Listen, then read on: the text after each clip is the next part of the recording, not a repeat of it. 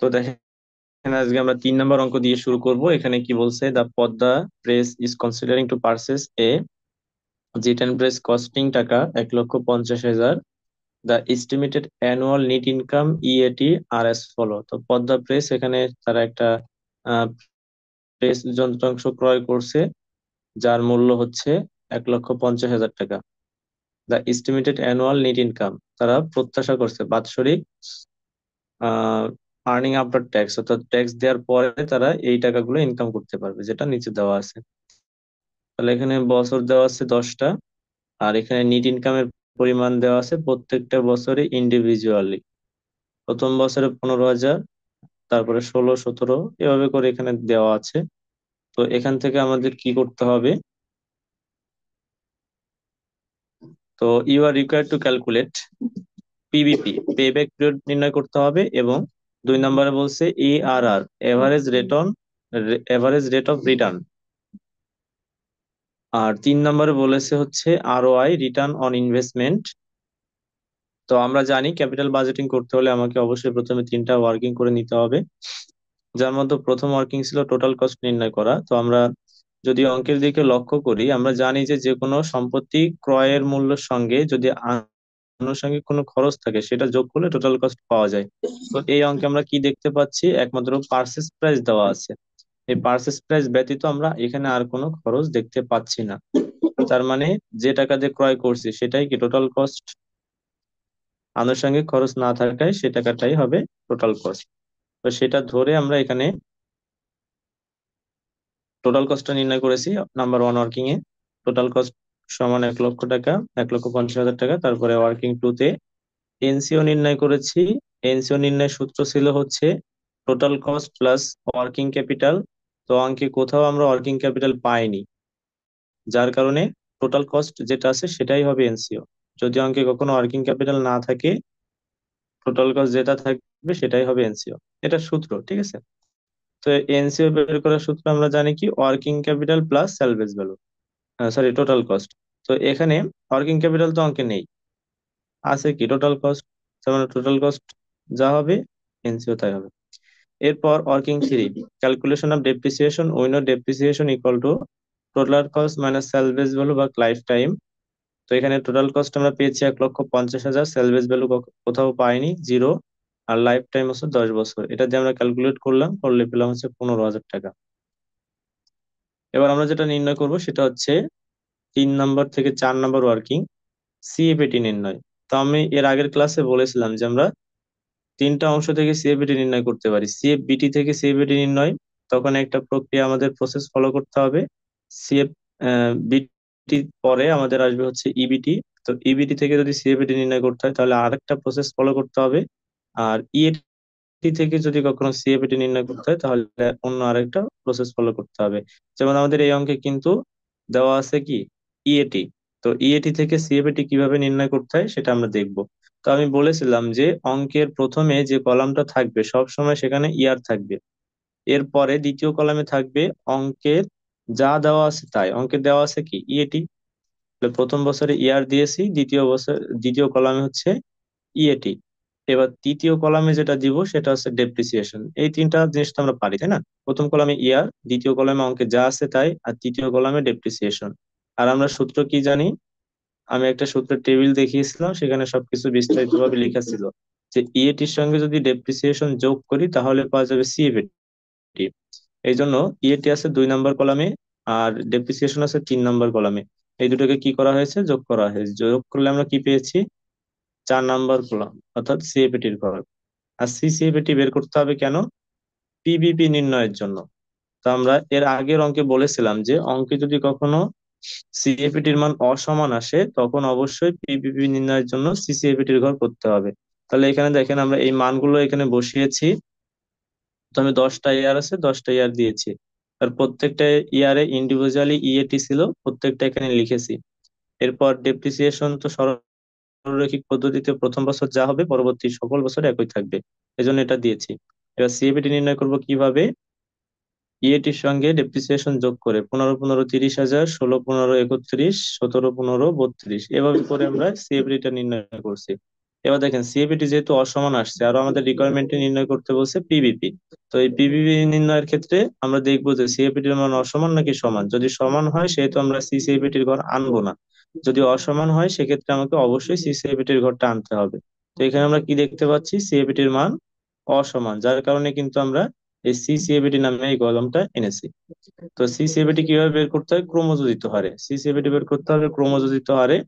তো প্রথম বছরে আছে 30,000, এটা এখানে লিখলাম, এর সঙ্গে 31 যোগ 61, এর সঙ্গে 32 যোগ 93, এর সঙ্গে 34 যোগ এটা, এভাবে করে আমরা পর পর করে সিসিএপিটি টা বের করে নিয়েছি কিউমুলেটিভ করে করে, ঠিক আছে। এরপর এখান থেকে আমাদের যেটা করতে হবে সেটা হচ্ছে সূত্র অনুযায়ী মানটা নির্ণয় করতে হবে। আমাদের তিনটা রিকোয়ারমেন্ট ছিল। প্রথম রিকোয়ারমেন্টে বলছিল পে ব্যাক পিরিয়ড নির্ণয় করতে। তো calculation of payback period PVP, we know payback period PVP equal to a plus NCO minus C divided D. এটা হচ্ছে সিএপিটির মান অসমান হলে পেব্যাক বের করার এই সূত্র। এবার আমাদের নির্ধারণ করতে হবে কোনটা এনসিও তো আমরা অঙ্কে দেখে আসছি ওয়ার্কিং এ, আর সি বের করতে হবে, ডি বের করতে হবে। তো আমরা এগুলা পাবো হচ্ছে সিসিএপিটির ঘর থেকে নির্ধারণ করতে হবে, কারণ আমরা এই ঘরটা কিন্তু পিভিপির জন্য এক্সট্রা করেছি। তো আমাদের এখানে এনসিওর মান ছিল কত, এনসিওর মান ছিল হচ্ছে 1,50,000 টাকা। তাহলে এই এনসিওর টাকাটা সিসিএবিটি করে দেখতে হবে যে এই 1,50,000 টাকা অথবা তার কম কোন কলামে আছে বা কোন রোতে আছে। 1,50,000 টাকা বা তার কম, আমরা এর বেশি নিতে পারবো না। এখানে দেখেন 1,27,000 টাকা আছে সর্বশেষ, অর্থাৎ আমাদের শর্ত অনুযায়ী যদি আমরা এর পরবর্তীটা চলে যাই তাহলে আসতেছে 1,56,000। তো আমরা তো এনসিওর বড় টাকা নিতে পারবো না, এনসিওর সমান নিতে হবে বা তার কম নিতে হবে। তাহলে এনসিওর সমান তো নেই, তাহলে তার কম আছে, এটাই হচ্ছে সির মান। এর সোজা যে ঘরটা থাকবে বছরের সেটা হবে এর মান, আর ডির মানটা হবে সি যে ঘরে বের হয়েছে সেই ঘরের পূর্বে কি আছে সিএপিটি, তার পরবর্তী ঘরটা হবে ডির মান। তাহলে আমরা এখানে সি বের করেছি, এ বের করেছি এবং ডি বের করেছি। এবার আমরা মানগুলা জাস্ট এখানে বসাবো। এ হচ্ছে 4, এনসিও 1,50,000, সি হচ্ছে 1,27,000, ডি হচ্ছে 29,000। তো এবার এটা দিয়ে আমরা ক্যালকুলেট করছি, এটা টোটাল ক্যালকুলেট করলে পাবো যেটা সেটা হচ্ছে 0.79। এর সঙ্গে 4 যোগ করব, যোগ করলে 4.79 ইয়ার্স। অর্থাৎ আমি যে টাকাটা বিনিয়োগ করছি সেটা মেয়াদ হচ্ছে টোটাল 10 বছর, কিন্তু ওই টাকাটা বিনিয়োগকৃত অর্থটা আমার উঠে আসতে সময় লাগবে 4.79 ইয়ার্স। বুঝছেন প্রথম রিকোয়ারমেন্টটা?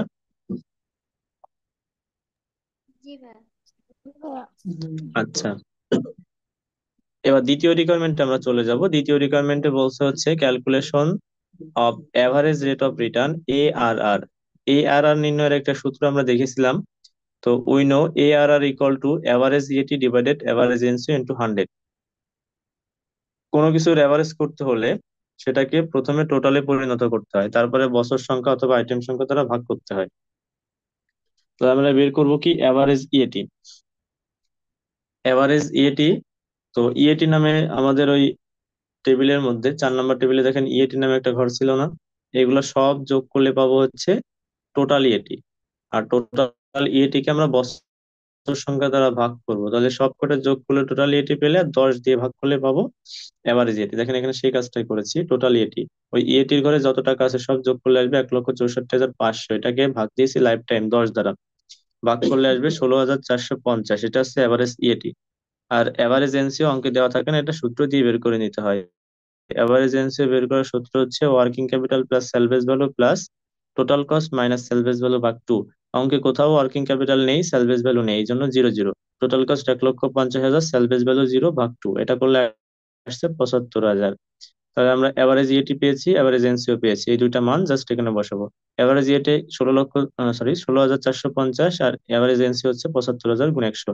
এটা দিয়ে ক্যালকুলেশন করলাম, করলে যেটা আসলো সেটা হচ্ছে 21.93%। এটা হচ্ছে আমাদের রিকোয়ারমেন্ট 2। দেখেন এটা বুঝতে কারো কোনো সমস্যা আছে কিনা?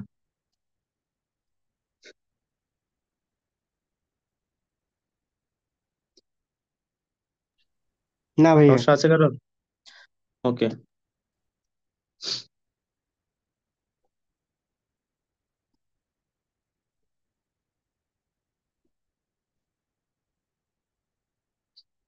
আচ্ছা, পরবর্তী রিকোয়ারমেন্ট হচ্ছে calculation of return on investment, ROI. ROI নির্ণয়ের সূত্র হচ্ছে ROI equal to average EAT divided NCO, average EAT divided NCO into 100।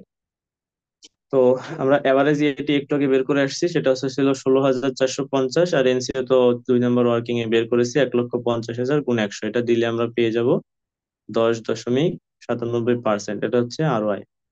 তো এই ছিল আমাদের 1 নম্বর অঙ্ক। এবার আমরা পরবর্তী অঙ্কে যাব। তো দেখেন, এই অঙ্কটা থাকবে আপনাদের বাসার কাজ। আমি গত ক্লাসে 2 নম্বর অঙ্ক যেটা করাইছিলাম, হুবহু একই অঙ্ক, জাস্ট আপনার মানটা চেঞ্জ আছে। এখানে আগে ছিল 40,000, এখন আছে 50,000। আগে ছিল 12-এর মান 12, আর এখন সরি, আর এর মান ছিল 12, আর এখন আছে আর এর মান 15। এইটুকু চেঞ্জ। এখানে বলছে কি, ক্যাশ ফ্লো অফ মিসেল কোম্পানি লিমিটেড আর এস ফলো, নিচে মিসেল কোম্পানির ক্যাশ ফ্লো দেওয়া আছে, সিএফএটি দেওয়া আছে। তাহলে তো আমাকে টেবিল করে কোনো কিছু বের করতে হবে না, কারণ একেই তো আমরা বের করি কষ্ট করে। তো এখানে 0 বছর দিয়ে যে টাকা থাকে থাকে সেটা হচ্ছে আমাদের এনসিওর মান। তাহলে ভাইয়া, এনসিওর মান সবসময় মাইনাস আকারে থাকে। তো এখানে 0 বছর দিয়ে 30,000 টাকা দিয়ে আছে, এটা এনসিওর মান। এবার এখানে 2 বছরের অঙ্ক দেখেন, প্রথম বছরে আছে সিএফএটি 50,000 প্লাস, দ্বিতীয় বছরে আছে সিএফএটি 50,000 মাইনাস। আমরা নির্ণয় করব কি, ক্যালকুলেট দ্য এনপিভি। তাহলে এনপিভি নির্ণয়ের 3টা সূত্র আমরা শিখেছি। একটা হচ্ছে সিএফএটি সমান হলে, একটা হচ্ছে সিএফএটি অসমান হলে, আর একটা হচ্ছে ফ্যাক্টরিং এর মান দেওয়া থাকলে। তাহলে এখানে কিন্তু আমরা দেখতে পাচ্ছি সিএফএটি অলরেডি কি অসমান, প্রথম বছরে 50,000 প্লাস, দ্বিতীয় বছরে 50,000 মাইনাস। তাহলে এনপিভি নির্ণয়ের ক্ষেত্রে সিএবিটি অসমান হলে যে সূত্রটা হতো, সেই সূত্রটা ইউজ করে আমরা এখানে এনপিভিটা নির্ণয় করব। এটা বাসার কাজ, পারবেন না করতে? ভাইয়া পারবো তো। আমার কতদিন আগে একটা প্রশ্ন ছিল ভাইয়া। জি বলেন। ভাইয়া, এই যে এনপিবি সূত্র তো আপনার CFAT by 1 plus R 1, R by 1 উপরে plus CFAT plus WC plus SB ভাগ 1 প্লাস হ্যাঁ, আর মাইনাস। স্কোয়ার মাইনাস তো বা এনসিও আছে। এখন আমার অঙ্কে তো আসছে মাইনাস, মানে ছিল হলো মাইনাস 20,000, বা এখানে যে পঞ্চাশ হ্যাঁ, হাজার আছে ওইটা। ওই সূত্র, এই অঙ্কের মানে এটার মাইনাস আর সূত্রের মাইনাসে মাইনাসে প্লাস হবে না? না, আমি এটা আপনাদের এর আগের ক্লাসেই বলে দিছিলাম যে আপনাদের এখানেও মনে হতে পারে যে মাইনাসে মাইনাসে প্লাস, কিন্তু এনসিওর মান সবসময় আমরা মাইনাসে লিখবো, কখনোই প্লাস হবে না। জি ভাই, বুঝতে পারছি। আচ্ছা।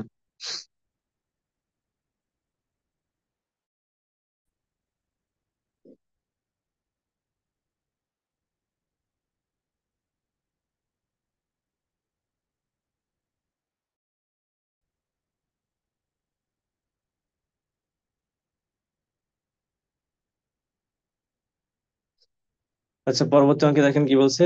Suborna chemicals company is considering a project which require an investment of টাকা 4 লক্ষ। দ্য এস্টিমেটেড আগের পেজে স্যালভেজ একটু ভ্যালু ইজ যাবেন। 0।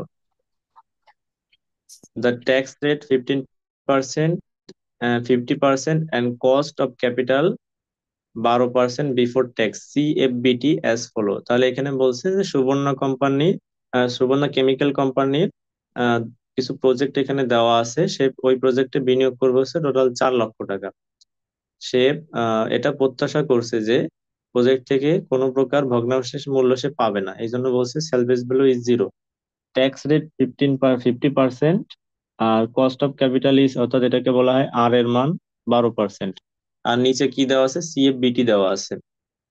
তো এখানে দেখেন দেওয়া আছে এট দ্য এন্ড অফ ইয়ার, বছর শেষে। এখানে কয়টা বছর দেওয়া আছে, 5টা বছর। 5টা বছরের সিএফবিটির মান দেওয়া আছে। প্রত্যেক বছরে দেখেন আলাদা আলাদা, 1 লাখ, 1 লাখ, 1,50,000, 1,50,000, 2,50,000। এরপর আমরা কি নির্ণয় করব, determine the following pay back period, PBP নির্ণয় করতে হবে। তো সিএফবিটি থেকে আমাদের প্রথমে সিএফএটি নির্ণয় করতে হয়, তাই না? আর তার আগে আমাদের যেটা করতে হবে সেটা হচ্ছে, এই ক্যাপিটাল বাজেটিং করতে হলে প্রথমে অবশ্যই 4টা ওয়ার্কিং করে নিতে হবে।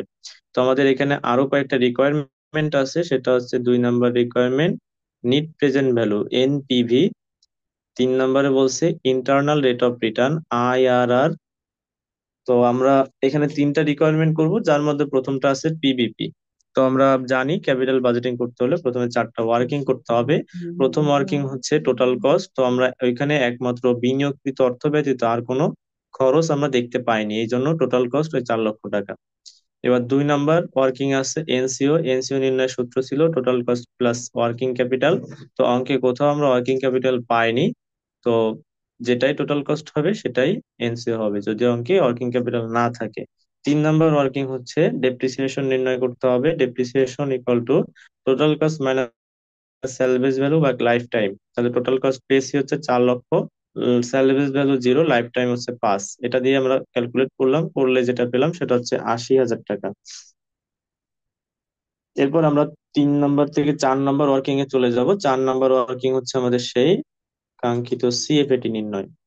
তো আমরা এবার কিসের থেকে সিএফএটি নির্ণয় করব?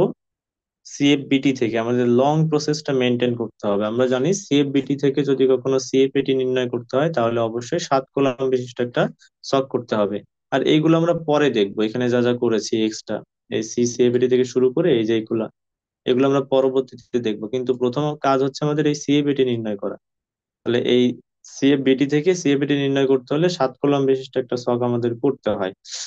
তো এরপর দেখেন, আমাদের অঙ্কে যেহেতু পিবিপি নির্ণয় করতে বলছে, pay back period, pay back পিরিয়ডের দুইটা সূত্র আছে। সিএফবিটি সমান হলে এক ধরনের সূত্র, অসমান হলে আরেক ধরনের সূত্র।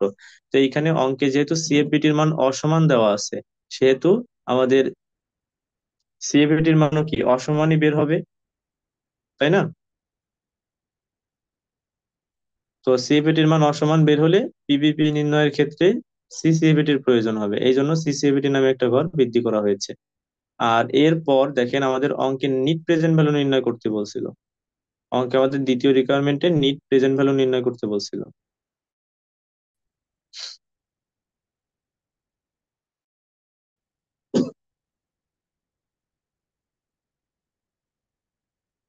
এখানে লক্ষ্য করেন, নিট প্রেজেন্ট ভ্যালুর জন্য আমরা বেসিক স্টকের পাশাপাশি কয়টা কলাম বৃদ্ধি করব?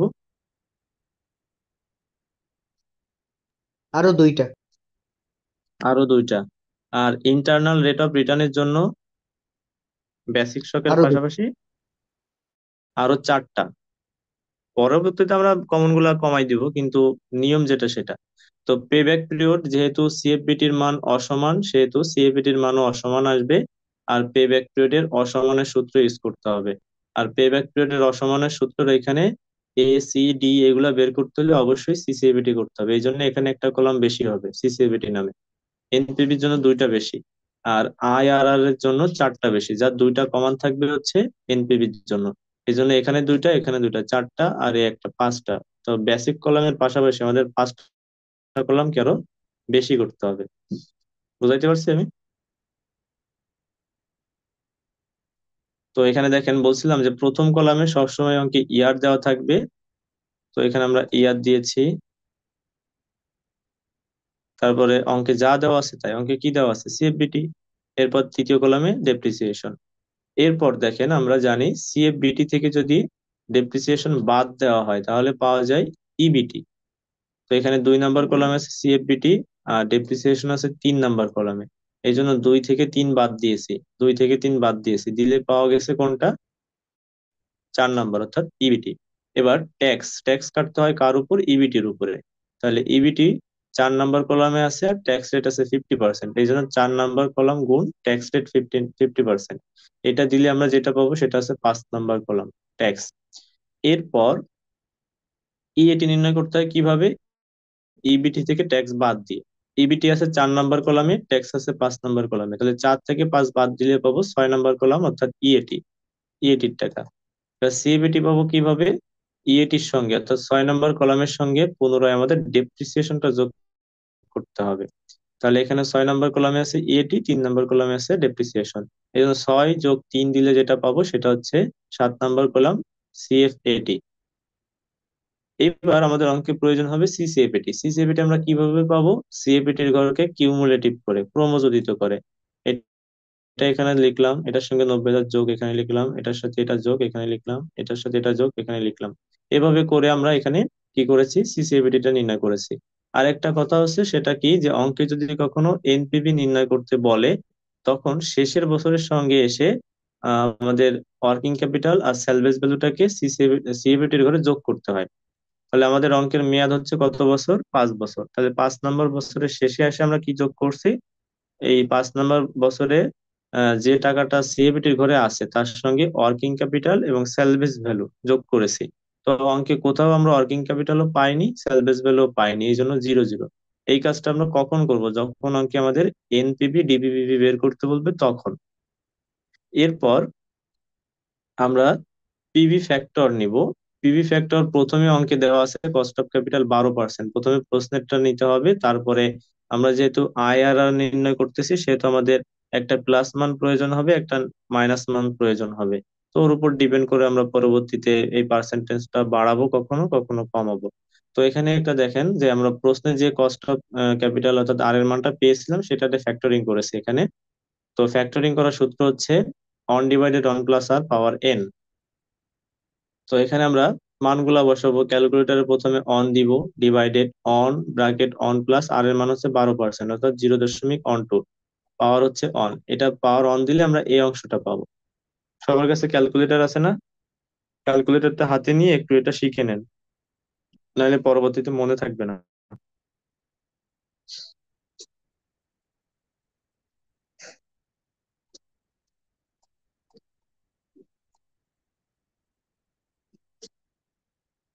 বের করছেন?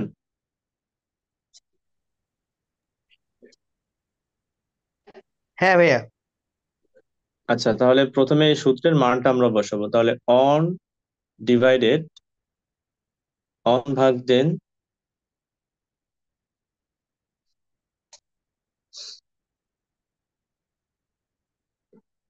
দিছেন? হ্যাঁ দিছি ভাইয়া। আচ্ছা, তাহলে bracket one plus bracket one plus R এর মান হচ্ছে 12%, তাহলে 12%কে আমরা দশমিক করে নিয়ে আসবো। 0.12 অন প্লাস 0.12 আর এন এর মান প্রথম বছরে আমরা যখন বের করতেছি এন এর মান হবে অন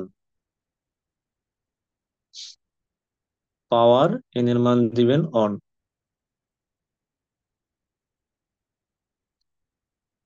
দিছেন? হ্যাঁ ভাইয়া। এবার সমানে চাপ দেন।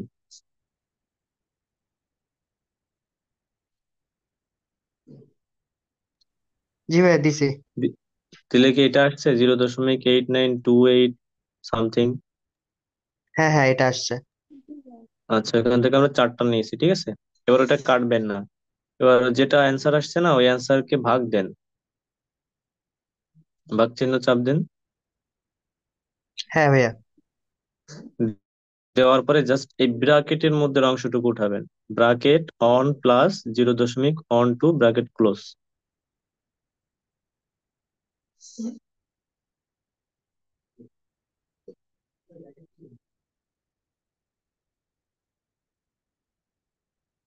দিছেন? ভাইয়া আচ্ছা, পাওয়ার এবার সমানে চাপ দেন। পাওয়ার দিব না ভাইয়া? না না, পাওয়ার দেওয়া লাগবে না, এবার সমানে চাপ দেন। এটা আসছে? হ্যাঁ এটা আসছে। আবারও সমানে চাপ দেন, দেখে এটা এটা আসবে, দেখেন।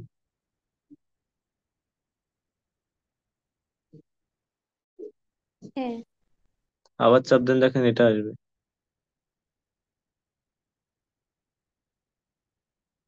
এইভাবে করে আমরা যতবার সমান চাপ দিব প্রথমটা বের করার পরে জাস্ট ব্র্যাকেটের মধ্যের অংশটা নিয়ে ভাগ করব। ভাগ করে যতবার সমান চাপ দিব ততবার বছরের পর বছর বের হতেই থাকবে। এখান থেকে আমাদের যতগুলো প্রয়োজন হবে ততগুলো আমরা নিয়ে নেব। ঠিক আছে?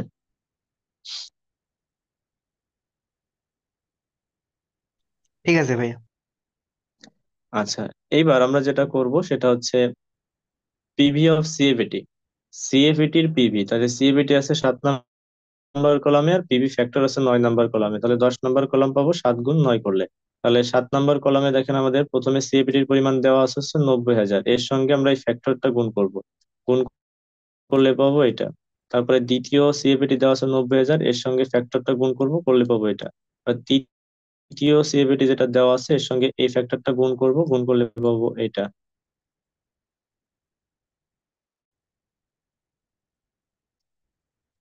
অর্থাৎ এখানে এটার সঙ্গে আমরা এই ফ্যাক্টরের মানটাকে গুণ করব, করলে পাবো এটা। এভাবে করে আমরা পরপর কি করতে থাকবো, ফ্যাক্টর গুলা গুণ করতে থাকবো, করে করে এখানে বসাবো। এটা গুণ করে এখানে দিয়েছি। তো আমরা এই দুইটা আগে ক্যালকুলেশন করে নিব, এই দুইটা পরে করব, PV factor, PV of CFAT. তো এখানে দেখেন পিভি অফ সিএফএটির ঘরে যতগুলা টাকা আছে সব যোগ করলে যেটা পাবো সেটা হচ্ছে total present value, TPV. TPV. তো এখন এখানে আমাদের আইআরআর নির্ণয় করতে বলছে, আবার এনপিভিও নির্ণয় করতে বলছে। তাহলে এনপিভি নির্ণয়ের সূত্র ছিল কি, তিনটা। সিএফএটির মান সমান থাকলে একটা, অসমান থাকলে আরেকটা, আর ফ্যাক্টর থাকলে আরেকটা। তো এই অঙ্কে কি আমরা ফ্যাক্টর দিয়ে করছি না? হ্যাঁ। তাহলে আমাদের এনপিভি নির্ণয় সূত্র হবে কোনটা, টিপিভি মাইনাস এনসিও। এটা দিয়ে আমরা এনপিভি নির্ণয় করব।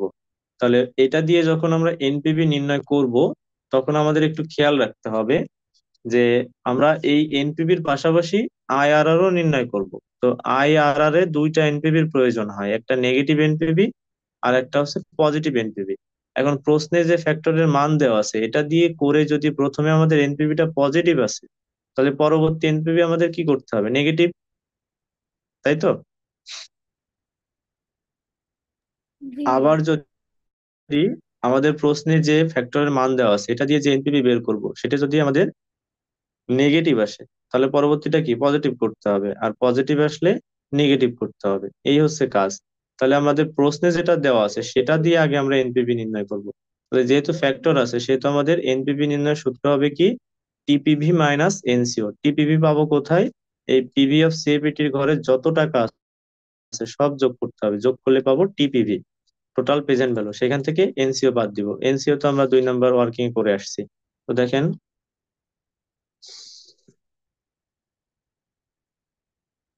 এখানে আমরা কি কি করেছি, টোটাল প্রেজেন্ট ভ্যালুটা নির্ণয় করেছি। দেখেন এই সব টাকা যোগ করছি, যোগ করলে আসছে 4,670,000 টাকা। তো এখানে যেহেতু আমাদের 2 নম্বর রিকোয়ারমেন্টে এনপিভি নির্ণয় করতে বলছিল, সেই জন্য আমরা এখানে 2 নম্বর রিকোয়ারমেন্টের এনপিভি টাকে নির্ণয় করে নিব, যে calculation of net present value NPV. We know NPV TPV minus NCO. TPV কত পেয়েছি, 4,670,000, আর এনসিও ছিল 4 লক্ষ। তো এটা বাদ দিলে থাকতেছে পজিটিভ 670 টাকা। তাহলে একটা এনপিভি আমরা কি পজিটিভ পেয়ে গেছি, তাহলে পরবর্তী এনপিভিটা আমাদের কি করতে হবে, নেগেটিভ, তাই তো? হ্যাঁ। আচ্ছা, এবার নেগেটিভ করার নিয়ম হচ্ছে কি, দেখেন প্রথমে আমরা কত পার্সেন্ট নিয়ে এনপিভি বের করছি, অর্থাৎ টোটাল পিভি বের করছি 12% নিয়ে। এটা নিয়ে করে আমাদের এনপিভি কি আসছে, পজিটিভ। এবার নেগেটিভ করতে হলে এর 3 গুণ বেশি আমাদের আর এর মানটা নিতে হবে, 3 গুণ বেশি নিতে হবে। যখন আমরা পজিটিভ পজিটিভ থেকে নেগেটিভ করব, তখন 3 গুণ বেশি নিতে হবে। এখানে যে পার্সেন্টেজ ব্যবহার করব তার থেকে 3 গুণ বেশি। এবার এটা যদি নেগেটিভ বের হতো তখন আমরা কি করতাম, এখানে যা নিয়েছি তার 3 দিয়ে ভাগ করে যেটা হতো সেটা এখানে নিতাম, কারণ পরবর্তীটা আমাদের পজিটিভ করতে হতো। তাহলে পজিটিভ থেকে নেগেটিভ বের করতে হলে 3 দিয়ে গুণ করতে হয়, আর নেগেটিভ থেকে পজিটিভ করতে হলে 3 দিয়ে ভাগ করতে হয়। তো আমাদের এখানে কি বের হয়েছে, প্রথমে পজিটিভ বের হয়েছে, এবার আমরা করব কি, নেগেটিভ। এই জন্য প্রথমে ব্যবহার করছি 12%, এটাকে পজিটিভ করার জন্য 3 দিয়ে গুণ করেছি, আসছে 36%। এবার এই 36% আমরা একইভাবে ক্যালকুলেশন করব এখানে। তো ক্যালকুলেশনটা একইভাবে হবে। ফ্যাক্টরের সূত্র কি, অন ডিভাইডেড অন প্লাস আর। এবার আর এর মান হবে 0.36 পাওয়ার অন, প্রথম বছরে অন দিলে এটা হবে। এবার ডিভাইডেড অন প্লাস 0.36 দিলে এটা পাবো, সমান চাপ দিলে এটা পাবো, এটা পাবো, এটা পাবো। এবার একইভাবে পিভি অফ সিএবিটি আমরা নির্ণয় করেছি। সিএবিটি আছে 7 নম্বর কলামে, আর ফ্যাক্টর গুলো আছে 11 নম্বর কলামে। তাহলে 7 গুণ 11 দিলে আমরা পিভি অফ সিএবিটি পাবো। তো এখানে আমাদের সিএবিটি আছে প্রথমে 90,000, এর সঙ্গে এই ফ্যাক্টরটা গুণ করেছি, গুণ করলে এটা আসবে। এবার এখানে সিএবিটির সঙ্গে এই ফ্যাক্টরটা গুণ করেছি, করলে এটা আসবে। এভাবে করে আমরা সিএবিটির সঙ্গে 36% দিয়ে যে ফ্যাক্টরটা হয় সেটা গুণ করেছি, করলে এগুলো আসছে। এবার এইগুলো সব যোগ করলে আমরা কি পাবো, টিপিভি, টোটাল প্রেজেন্ট ভ্যালু। এখানে পেয়েছি 2,29,627। তো এটাকে আমরা কি করব, এনপিভি নির্ণয় করে নিব। তো ফ্যাক্টর থাকলে এনপিভি নির্ণয় সূত্র কি, টিপিভি মাইনাস এনসিও। তো টিপিভি আসছে 2,29,627, আর আমরা এনসিও কত পেয়েছি অঙ্কে, 4 লক্ষ। তাহলে 2,29,627 থেকে 4 লক্ষ বাদ দিলে কি মাইনাস ফিগার আসতেছে না? হ্যাঁ। আচ্ছা, তাহলে অলরেডি আমরা একটা পজিটিভ পেয়ে গেছি আর একটা নেগেটিভও পেয়ে গেছি। তো এবার আমরা রিকোয়ারমেন্ট গুলো চলে যাব। আমাদের রিকোয়ারমেন্ট গুলো কি বলছে সেটা একটু দেখবো।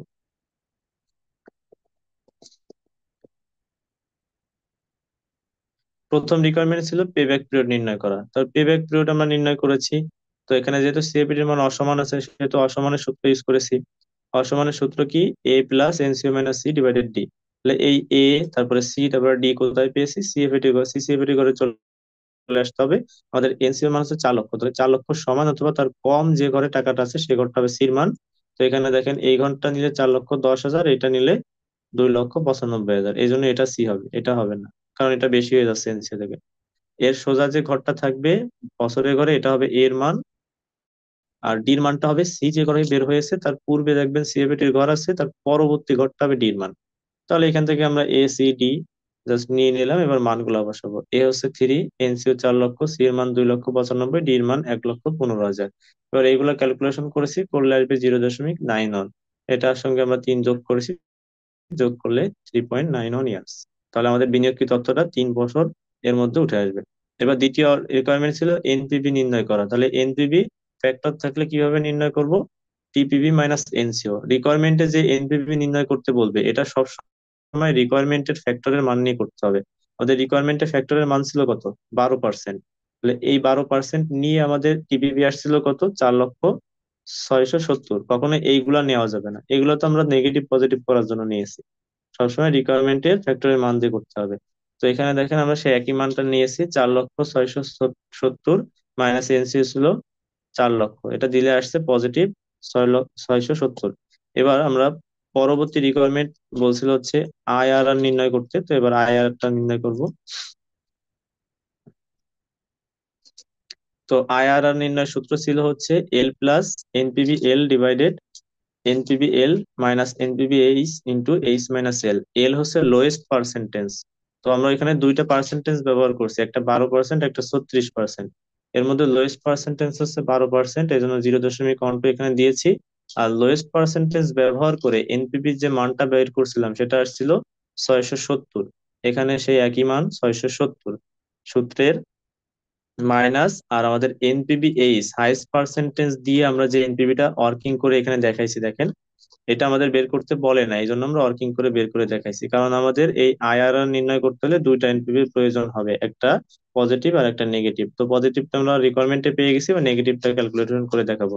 তো এনপিভি নির্ণয় সূত্র হচ্ছে টিপিভি মাইনাস এনসিও। তো আমরা 36% ব্যবহার করে টিপিভি পেয়েছিলাম 2,29,627। এনসিও 4 লক্ষ বাদ দিলে যেটা পেয়েছি 1,70,373, এটা হচ্ছে আমাদের মাইনাস। তাহলে এখানের মান মাইনাস, আর সূত্রে আছে কি মাইনাস, মাইনাস মাইনাসে প্লাস, 1,70,373। এখানে হাইয়েস্ট পার্সেন্টেজ ব্যবহার করছি 36, লোয়েস্ট পার্সেন্টেজ ব্যবহার করছি 12। এবার এগুলো কি করছি? ক্যালকুলেশন করছি। এখানে দেখেন এই টোটালটা ক্যালকুলেট করলে পাবো এটা, আর এখানে 36 থেকে 12 বাদ দিলে পাবো 24। আর গুণের কাজটা আগে করবো, করলে আসবে এটা। এর সঙ্গে 12 যোগ করব, যোগ করলে এটা। আর আই আর আর এর মান আসবে সবসময় পার্সেন্টেজে, internal rate of return. Rate সবসময় পার্সেন্টেজে আসে বিধায় গুণ 100 দিব, দিলে আসবে 12.09। বুঝছেন? জি ভাইয়া। জি ভাইয়া। আচ্ছা, তাহলে আমি আজকে আর কোনো অঙ্ক করাচ্ছি না এই সূত্র দিয়ে। আমাদের সময়ও নেই, প্রায় শেষের দিকে। এই সূত্র দিয়ে অঙ্কটা করবেন, কারণ এই একটা অঙ্ক করতে পারলে আপনি সামনে যে অঙ্কগুলো দেখাবো এগুলো অনায়াসে করতে পারবেন, এই ধারাগুলো মনে রাখতে পারলে। ঠিক আছে?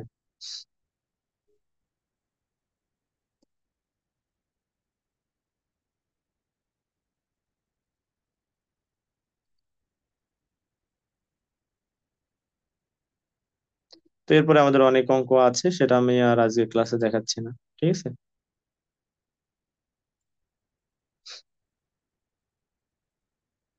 আমাদের হয়তো আর দুই একটা ক্লাস লাগতে পারে এই চ্যাপ্টারের উপরে, চ্যাপ্টারটা বড় তো। আর এখান থেকে শিওর মার্কস থাকবেই, 10 অথবা 14 মার্কের অঙ্ক থাকবেই। এই জন্য এটা একটু ভালোভাবে আস্তে আস্তে করতে হবে। সূত্রগুলা বাসায় বারবার দেখেন। আর ফিনান্স মূলত প্র্যাকটিসের বিষয়, বুঝছেন? সূত্র দেখবেন, ওয়ার্কিং করবেন, প্রথমবার ভুল যাবে, পরে আবারও চেষ্টা করবেন। এভাবে দেখবেন আস্তে আস্তে করে আপনার এক সময় আর ভুল যাচ্ছে না। ঠিক আছে? জি ভাইয়া। জি ভাইয়া ভাইয়া। এটা পিডিএফ কপি তো মানে দেওয়া হয়নি। পিডিএফ দিব তাই? জি ভাইয়া, আচ্ছা, দিলে আমি ভালো হতো। গ্রুপে দিয়ে দিচ্ছি, ঠিক আছে, আর ক্লাসও দিয়ে দিব, সমস্যা নেই। আচ্ছা।